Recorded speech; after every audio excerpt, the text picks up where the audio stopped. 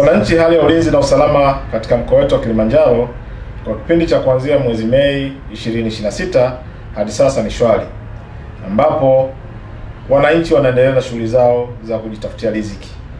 Aidha, tunaendelea na operesheni mbalimbali dhidi ya uhalifu na wahalifu. Kupitia operesheni hizo ambazo zinaendelea kufanyika, kwa kipindi hicho tulifanikiwa kukamata watuhumiwa 138 wa makosa mbalimbali ya jinai, na baadhi yao wamefikishwa mahakamani na kesi zao zipo katika hatua mbalimbali.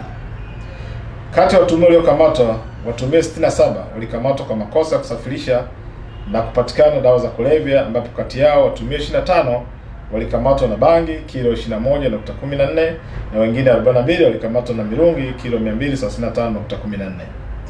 Pia tulifanikiwa kukamata watuhumiwa 54 wakiwa na pombe ya moshi lita 220.13 pamoja na mitambo 7 ya kutengeneza pombe hiyo.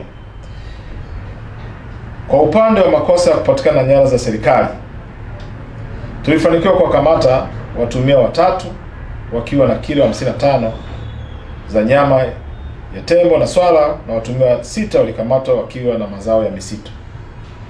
Kadhalika tulifanikiwa kukamata watuhumiwa 2 wakiwa na silaha 3 ambazo ni bastola, silaha aina makafo na silaha nyingine aina shotgun.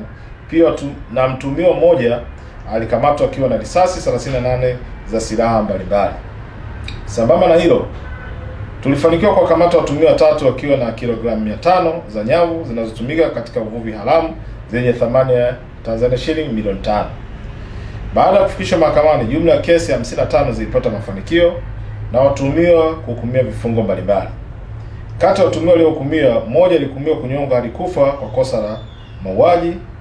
Mtuhumiwa mmoja amehukumiwa kifungo cha maisha kwa kosa la kubaka na mwingine miaka 30 kwa kosa kama hilo.